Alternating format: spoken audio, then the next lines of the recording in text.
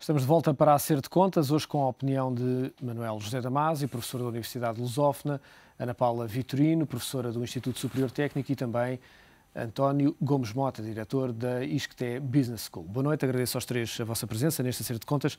Manuel, começo por si, vamos falar de execução orçamental e começar por olhar para a execução orçamental. Não tínhamos ainda tido a oportunidade, uma vez que oficialmente só foi anunciada na passada segunda-feira. Que leitura faz dos números que foram apresentados na segunda-feira, digo novamente, oficialmente, pelo Governo? Eu acho que mais que uma leitura dos números é interessante a leitura do processo de apresentação dos próprios números e da forma como eles foram discutidos. Eu acho que é um sinal, se não fosse o contexto geral da situação, um sinal bastante interessante ver como o conjunto da sociedade ou até, se quisermos, a população em geral mostra tanto interesse numa execução orçamental, ainda por cima estamos a falar de períodos bastante curtos, portanto não há grandes possibilidades de avaliações. E por outro lado foi bastante significativo ver a forma como se conseguiu apresentar os aspectos que eventualmente alguns considerarão mais positivos e também conseguir rapidamente apresentar os aspectos mais negativos, ou seja, parece que estamos perante um documento completamente ambíguo. Eu acho que aquilo que acabou por ficar da forma como o processo foi conduzido foi a sensação de que continuamos com um problema em controlar aquilo que a todos mais preocupa, ou seja, aquilo que é o óbvio, que é que a receita iria crescer, acabou por se verificar, como era obviamente inevitável, podemos depois discutir se dentro dos parâmetros expectáveis ou abaixo do expectável, mas aquilo que é preocupante é que não se verificou o que seria expectável e complementar, que era a diminuição da despesa. Eu acho que foi de alguma forma bizarro que, no meio de tanta discussão sobre a forma e o timing da apresentação dos números, depois se tenha falado muito pouco sobre o que é que no concreto está a ser feito para que os meses que se vão seguir não tenham estes resultados em termos de capacidade de cortar na despesa e de se conseguir fazer melhor em termos de despesa.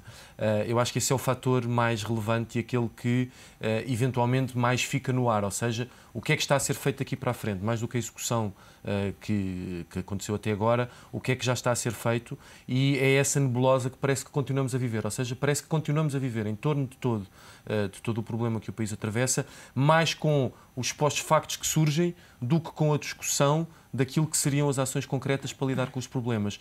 O que eu acho que é culpa de todos, em última instância, não é? Porque parece que é muito fácil dizer-se não se está a fazer o suficiente, mas depois não se quer discutir, ou parece haver alguma dificuldade em discutir o que é que se pode e o que é que se deve fazer. Já voltámos outra vez àquela fase dos cenários futuristas. Em abril vai acontecer isto, em março vai acontecer aquilo, os alemães vão-nos fazer isto, os belgas não nos vão fazer nada porque estão ocupados com eles próprios, mas parece que não conseguimos sair deste processo. Ou seja, eu acho que foi isso que mais me deixou perplexo neste processo da questão da execução orçamental, é que continuamos um bocadinho a discutir só o que surge à superfície e não discutimos aquilo que são as razões profundas e que, no fundo, é o que nos deve preocupar, nomeadamente o que é que vamos fazer relativamente ao problema da despesa, porque aparentemente não estamos a fazer o suficiente. Relativamente à receita, não lhe parece que está demasiado dependente de fatores extraordinários? Relativamente à receita, temos de nos preocupar com nova subida de impostos.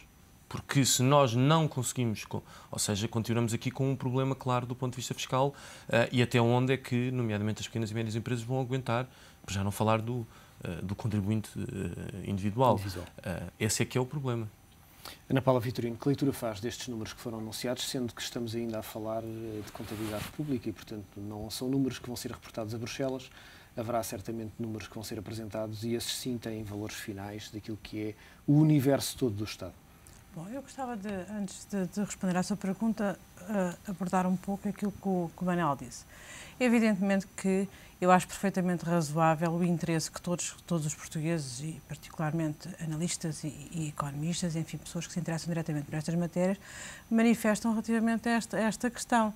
Aliás, nós temos vivido todos em torno deste tipo de matérias há uns meses a esta parte e, portanto, eu acho perfeitamente razoável que se exista uma manifestação de interesse, exista, de facto, um enfoque muito especial dado à apresentação destas matérias. Até porque todos os portugueses estão a sentir no bolso Até, por um lado, porque todos os portugueses estão a sentir no bolso os efeitos desta situação e, por outro lado, porque todos os portugueses estão com medo de vir a sentir muito mais se, de facto, se concretizarem os cenários catastróficos que estão sistematicamente em cima da mesa. Mas eu gostaria de dizer que, ainda assim, eu considero que os valores que foram apresentados são boas notícias. É claro que valem o que valem e acho que é muito precipitado e nenhum analista, se não for estas circunstâncias muito especiais, estaria aqui a fazer uma grande análise sobre os resultados de um mês. Portanto, temos que ver qual é a evolução ao longo de todo o trimestre, ainda mais sendo este um trimestre tão especial, porque efetivamente pelo período que nós temos e pelas análises que vão ser feitas no final deste primeiro trimestre, isso vai depender muito do nosso futuro, mas ainda assim, como eu dizia, julgo que são bons resultados. São boas notícias, ainda que se tenham que concretizar nos próximos tempos. E são boas notícias porque nós temos, de facto, um crescimento da receita, 15% de crescimento da receita. Está certo que algumas podem não ser repetíveis, nomeadamente a questão dos dividendos ao IRC, ou também a questão do imposto automóvel, que teve um crescimento de 60% e nós sabemos também todos porquê. Mas há outras não, nomeadamente a nível do IRS. Nós podemos ter aqui alguma estabilização dessa matéria. E a questão dos impostos é uma questão que merece um bocadinho mais de uma análise mais detalhada do que estarmos aqui principalmente a dizer que há subida ou não há subida de impostos. É claro que houve uma subida porque tem que se mexer por algum lado. Mas gostava também de frisar a questão do aumento da despesa. E não é legítimo nós dizermos aqui de El Rei, porque houve uma subida da despesa, um aumento de 0,7% da despesa. Nós temos que saber o que é que estamos a comparar.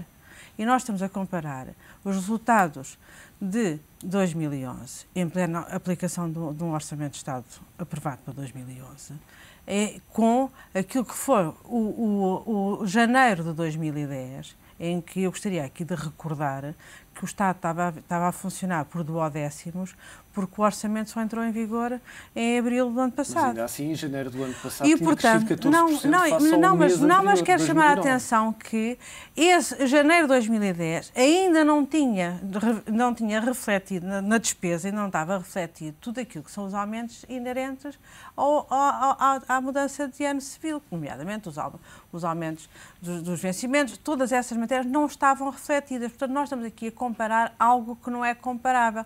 Mais facilmente seria legítimo, enfim, não é assim, as coisas não são assim, mas seria legítimo comparar abril deste ano com abril do ano passado, porque já estariam em igualdade de circunstâncias do que estaríamos aqui a comparar janeiro com janeiro. Ou seja, nós temos uma subida de receita e a subida da despesa é muito mais baixa e é justificável. Agora, nós podemos aqui também abordar noutra perspectiva, e são as críticas que têm sido feitas. E cada vez que são apresentados bons resultados ou resultados razoáveis, aparecem-se logo um conjunto de críticas que são críticas que só por si que são falaciosas, que dizem assim, bom, nós temos aqui ainda assim um controle da despesa porque se diminuíram os vencimentos e temos um aumento da receita porque se aumentaram os impostos. Bom, mas essa discussão não é uma discussão que tenha que ser tida, que seja legítimo tê-la agora, como crítica, porque essa foi a discussão quando estavam a construir as medidas para compor o Orçamento de Estado. E aí dizia-se que tinha-se atuar pelo lado da receita, tinha-se atuar pelo lado da despesa.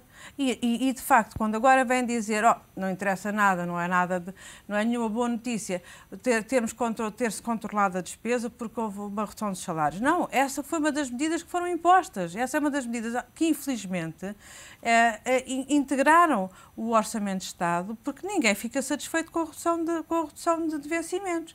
Agora, nós não podemos estar sistematicamente a voltar ao mesmo tipo de discussão.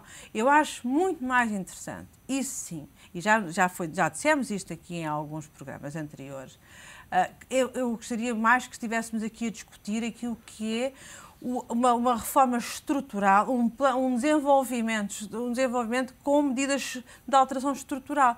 E isso é que sistematicamente existe uma recusa de quem de direito, que são os partidos políticos, são os vários economistas que saem sempre à lista para fazer a crítica do passado ou a crítica do presente, mas essa sim seria a discussão. Estas são as medidas que foi possível introduzir no Orçamento de Estado. São medidas de austeridade que infelizmente tem um potencial recessivo muito acentuado e, portanto, tem que se atuar de outras maneiras. Mas onde é que está a discussão? Essa sim, absolutamente essencial, das medidas estruturais, não medidas de orçamento, de um orçamento de um ano, mas medidas estruturais, e qual é o plano de desenvolvimento para o nosso país que altera a estrutura da dependência, nomeadamente dos combustíveis fósseis, como nós, é outro tema que nós iremos pegando abordar. naquilo que, já lá vamos, pegando naquilo que é essa sugestão da sua parte, começa logo em, por estes dias, termos, durante os últimos tempos, visto muito pouco declarações do Ministro da Economia relativamente a esse assunto. É claramente o Ministro das Finanças que anda permanentemente a assumir aquilo que é o papel de defesa do Governo relativamente à questão orçamental. Mas no caso do relançamento da economia, não temos visto praticamente o Ministro da Economia falar sobre essa questão. Não é verdade. Com exceção claramente do turismo. Isso é injusto e não estou aqui mandatada para defender ninguém em particular e muito menos o Sr. Ministro da Economia, mas há aqui Rui, nós também temos de ser justos. Evidentemente que nesta altura dos acontecimentos, o Ministro das Finanças é o Ministro com certeza com maior visibilidade. Estamos sistematicamente em cima da mesa matérias de natureza financeira. Vamos ter o Conselho Extraordinário da Zona Euro, ou seja, são matérias, execução orçamental, tudo isto são matérias, obviamente, que têm que ser respondidas em primeira mão pelo Ministro das Finanças e por isso, e que nesta altura de crise, nesta altura com um plano de austeridade como nós temos, naturalmente que existe aqui uma certa sobreposição do Ministério das Finanças, não é do Ministro das Finanças, do Ministério das Finanças relativamente aos outros ministérios. Agora, ainda assim, tem havido aqui muitas iniciativas por parte do Ministério da Economia, desde logo ligadas ao turismo, mas também ligadas ao setor exportador, mas também medidas de apoio às pequenas e médias empresas, ou seja, são um conjunto de medidas que não podemos dizer que são inexistentes. Agora, nós estamos habituados todos a falar no apoio à economia com base no investimento público. Não é o período para falar nisso. Eu, pessoalmente, acho que existe um déficit de investimento público. Existe aqui uma componente de investimento público que também deveria existir. Agora, não podemos exigir, da parte do Ministro da Economia, aquilo que não pode ser dado em termos de matéria, em termos de consolidação orçamental. Mas, ainda assim, tem sido feita uma aposta fortíssima no apoio ao setor exportador, no apoio às energias renováveis, no apoio à questão nomeadamente, tudo que se relaciona com as novas barragens, no apoio às pequenas e médias empresas, no apoio a linhas de crédito, linhas de financiamento para apoiar, aliás, tem um pouco a ver com aquilo que hoje com certeza que irá falar, mas que hoje dizia num artigo seu, que tem a ver com o apoio a que as pequenas e médias empresas possam também estar elas próprias candidatas a ter a internacionalização. O Ministro da Economia tem tido um papel ativo. Eu julgo que tem tido um papel ativo dentro das possibilidades que tem para atuar. António Gomes Mota, que leitura faz desta execução orçamental que foi apresentada? Eu faria só uma pequena nuance à afirmação da minha querida colega. Não digo que foram boas notícias. Não foram más notícias, apesar de tudo. Não foram más notícias. Os tempos correm. Eu tive muito pouco tempo para olhar para os números e de alguns cálculos que fiz. Descontando os efeitos extraordinários, nomeadamente dividendos e do imposto sobre os veículos, a receita cresceu mais ou menos em linha com aquilo que era esperado, com apenas um mês de observação. E a despesa, se também tirarmos os efeitos do décimos, deve ter descido à volta entre os 2% e os 3%, mais coisa, menos coisa. O que é ligeiramente menos do que deveria ser, mas não o mais 1%, que imediatamente foi a notícia que apareceu. Agora, há uma coisa que me parece clara, que é isto, basta termos alguma experiência nestas coisas. Um mês é uma amostra quase de zero. Exatamente. Portanto, é muito difícil nós fazermos algum tipo de vaticínios. E, portanto, é necessário, pelo menos, os resultados de um trimestre. Acresce ainda que estes resultados estão ainda a nível de contabilidade pública e, portanto, ainda não temos os números finais. Mas não foram más notícias, apesar de não terem contentado muito os mercados, mas, enfim, isso é outra história.